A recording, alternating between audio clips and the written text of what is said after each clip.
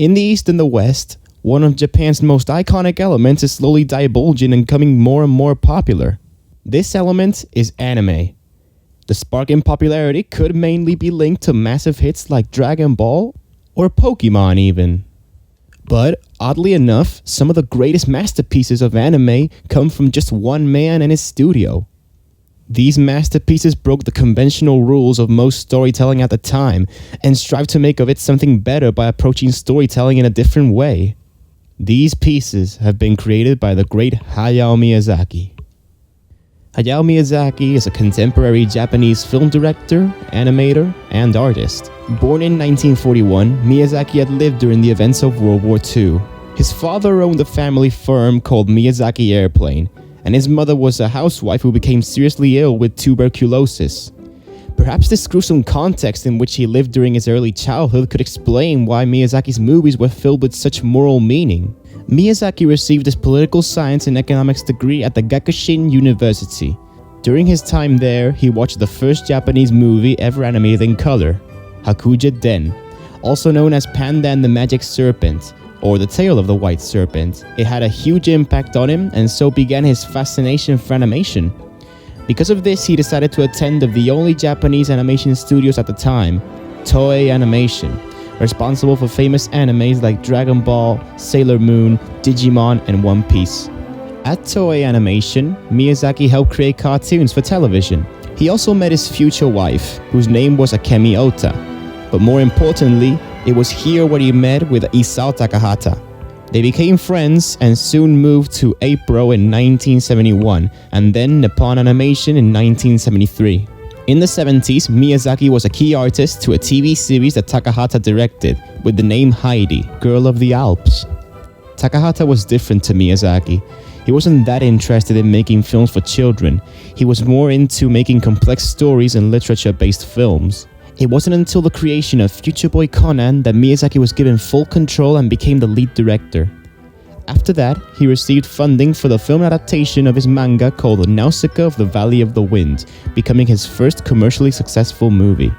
Miyazaki and Isao Takahata, along with Toshio Suzuki, founded Studio Ghibli in 1985 after the success of this second movie that Miyazaki co-directed. The name Ghibli was chosen because Ghibli was the name of the wind waves that traveled through the Sahara. This conveyed the message of giving a new, characteristic wind to the anime industry. And so, Miyazaki and Takahata became friendly rivals and started directing movies each on their own. Meanwhile, Toshio Suzuki became the producer for both of them.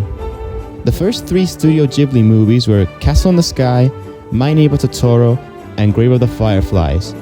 They all received positive reviews, but neither of the three were commercially successful. Despite this, the character Totoro became the studio mascot. Merchandising of the character was released, and the company recovered from its deficit in production costs. Then, in 1989, Kiki's Delivery Service was released. It was the first commercially successful Ghibli movie, being seen by over 2.5 million people. Unlike other directors, the way Hayao Miyazaki works is different. The creative process is risky, but it is worth the perfect end result it delivers. It is a slow and very meticulous process, but the corporate culture the company has demonstrates how peacefully and steadily things went according to this workflow. Miyazaki's films are made without a script. Instead, Miyazaki starts with a general idea, and then every single take is illustrated with drawings he makes himself. And he would change the scenes or even plot points depending on what he saw fit. The company never questioned this mastermind's technique. Instead, they simply rolled with it. It is clear, by the success of these movies, that Hayao Miyazaki was an artistic genius. Being handmade, these movies would feel more humane. It was a perfect way to represent a fantasy world, yet still feel the touch of human emotion. For this reason, Miyazaki was always against using CGI in his films. Nevertheless, he was eventually convinced by his co-workers that using CGI would not take away from that artistic and humane look. And so, in 1997, Princess Mononoke was the first ever Studio Ghibli movie which used CGI for visual enhancements. Every single one of Miyazaki's masterpieces has been critically acclaimed. Miyazaki's most iconic and most successful movie of all time was Spirited Away. The main protagonist is a girl named Chihiro, who starts off as a clumsy, childish, and easily scareable girl. The main setting of the film is a gigantic bathhouse, which acts as a holiday resort for supernatural beings, and it is run by a witch named Yubaba. Chihiro's parents become pigs, and she is renamed Zen as a curse so that she can never leave the spirit world. Under these conditions, Chihiro is forced to work for the bathhouse as she meets different characters that help her find a way to return her parents to normal and escape the spirit world. The plot at first glance seems like something very odd, because while it does play an important role in Miyazaki's work, what's most important to him is the emotion, and Spirited Away is stellar at delivering this. The three-dimensionality of the characters is very important, as it tells us how and when to feel. The characters learn and evolve, and by the end of the film, Chihiro is a totally different person. In fact, in Miyazaki's movies, there is no clear line between good and evil. There is no clear villain, because these characters can also evolve through the story as well. In Spirited Away, the character No Name is a perfect example, as he begins causing chaos and wanting to possess Chihiro with greed, but then becomes an ally when Chihiro helps him become a calm spirit again. Spirited Away is one of the most notable Miyazaki films because it truly shows emotion and humanity through a dazzling world of fantasy. The atmosphere is filled with ambiguous and oddly charming characters that we can't comprehend. We can't truly understand these characters because they are fictional. They are only used to establish the atmosphere. The only way to express human emotion is by using humans themselves. The film also contains many other themes common in Miyazaki's work. First off, Yubaba is a typical vigorous old woman found at least once in a Miyazaki film. According to Suzuki, these are attributed to Miyazaki's mother, who had the same strong grandma type of attitude. On the other hand, the captured humans that are turned into pigs are a representation of human greed, specifically the Japanese recession that occurred during the 80s. The stink spirit that endlessly pollutes the bathhouse is an allusion to the polluted river that Miyazaki used to clean during his childhood. This is one of the many different references on what corruption does to humanity. Lastly, the scene where Haku is flying along Chihiro is a representation of Miyazaki's fascination for airplanes. In every single one of his movies, there will always be a scene where the characters are flying or seeing something from a long distance. Miyazaki's charm comes from the use of mythological and fantasy creatures to represent a moral and recurrent theme today. The stories themselves are either completely his, with drawn inspiration from some Western authors, or they are adaptations of relatively obscure stories, like for example, Howl's Moving Castle. Miyazaki's films are generally made for children, with deep meaning and artistry. His main motivation were children themselves. He thinks that children will remember things better when they are at a younger age. The main characters represented are usually young girls, because Miyazaki believes young girls are more appealing than young boys. Girls tend to feel more like ordinary children than boys do. The protagonists of the film will always feel like real people, without any idealized qualities. The way they move feels real. They would be clumsy and imperfect, yet still likable.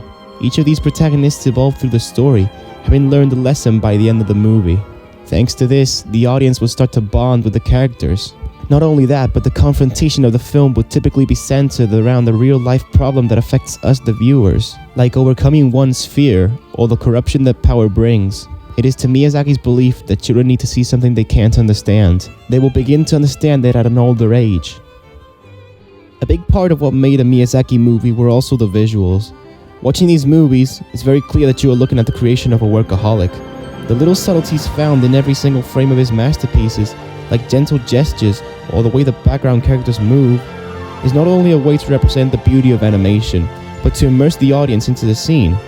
Only in a Miyazaki film will you see skies so blue, grass so green, and scenes so artistic. Pausing on a frame of a Miyazaki film is like looking at art, and very detailed art at that. Miyazaki's attention to detail was almost obsessive, but this desire for perfection is what made Miyazaki such a brilliant storyteller, despite never fully planning his tales. Miyazaki admits himself as a pessimist. Despite his pessimism, he doesn't want to show it in his movies. He doesn't want to influence the children that he thinks can offer different and better visions of the future than today's society does. His creations portray a world where the goodness of the people shines. They are a sign of hope. These stories are a reflection of the beautiful world we can create if we believe we can improve. 今度のスタジオを建てる時にも3階建てなんですけどね、1階2階、基本的にまずこう面白い映画を作ろうっていうことが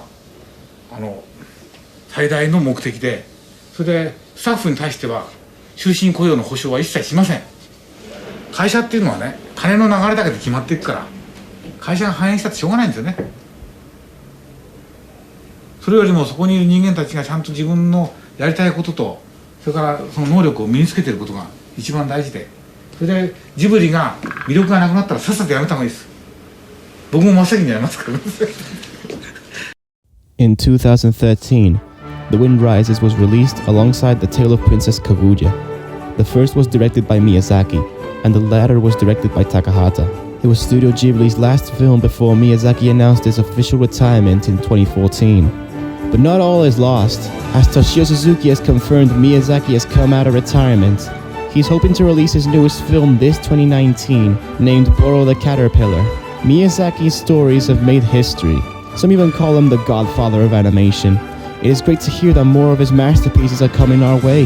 The whole world will hope Hayao Miyazaki can impress us one more time.